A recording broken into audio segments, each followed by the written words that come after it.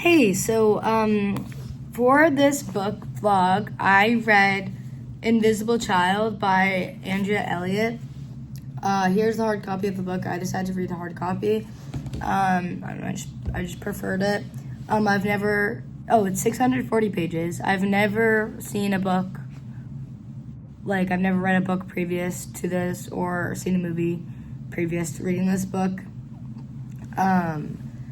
And once again, here's a hard copy of the book. Okay. So basically what this book was about is a reporter, which is Andrea Elliot, following this girl named Dasani through her childhood.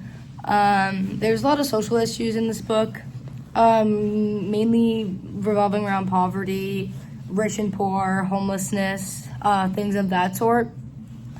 So to discuss 3 concrete reporting lessons that I learned, one would definitely be for long-term reporting, because this basically covered Dasani's, who's the main character, entire childhood, so it was very long-term. You need to be able to have that deep immersion.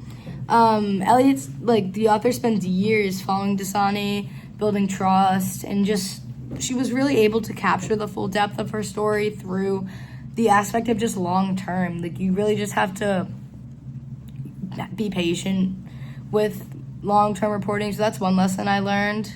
Another lesson that I learned was detailing is super important when reporting on sources that are human and sources that you're telling a life story. You really have to pay attention to detail, because detail is what humanizes the story and what can help people, readers, reporters relate. So definitely just being able to include specific moments and emotions in your stories was a lesson I learned. And one of the biggest lessons I learned from this story was ethical responsibility.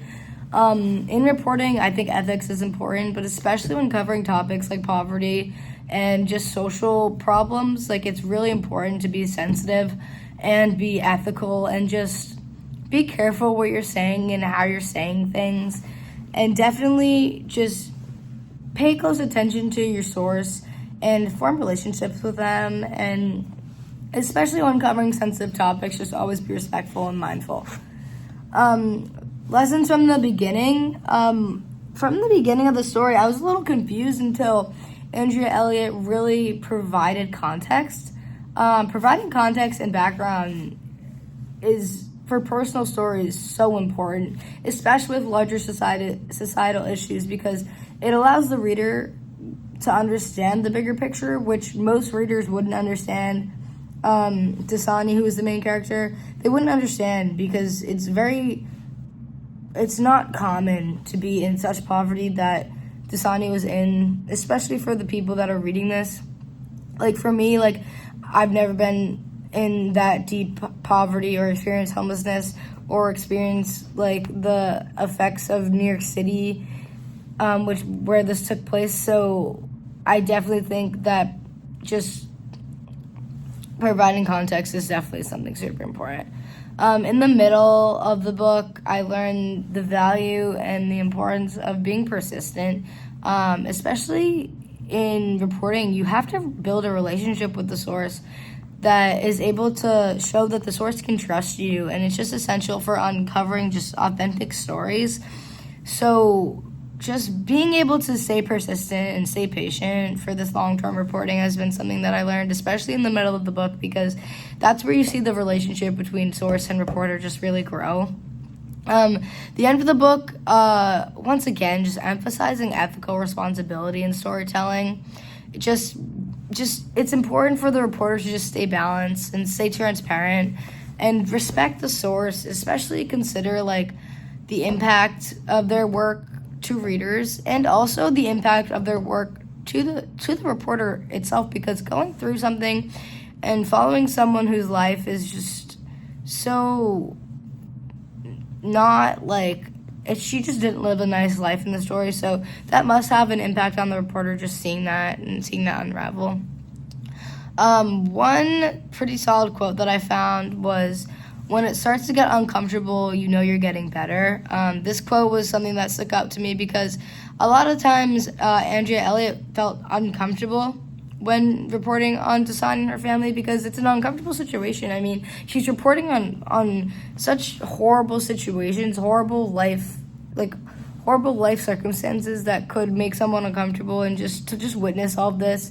There's a lot of gang violence in this story. There's foster care, just things that are just almost unbearable to witness in someone's life. It just must be super uncomfortable for the reporter too. Okay, 2 reasons journalists should read this. 1, long-term in reporting is something that's, as a reporter, I'm sure is going to happen, and it's important to just be immersive and just really put the time in, put the patience in, follow the source for years, follow them in depth, and really learn how to be able to do that without being annoying or without causing too much stress on the source. Just really form a relationship with them and really put yourself in their shoes. And then the biggest lesson and the biggest reason I think journalists should read this book is because ethics, ethical considerations, and just sensitivity as a whole just was literally the entire book. You have to be so careful and sensitive when talking about things like this, especially because it's important to balance transparency for the source, respect for the source, privacy for the source. I think a lot of journalists could gain insight on how to approach sensitive topics like this and ensure their work is good and responsible as a reporter. And then to rate this, honestly, I would give it 10 oranges. Literally perfect. Except it's a little long.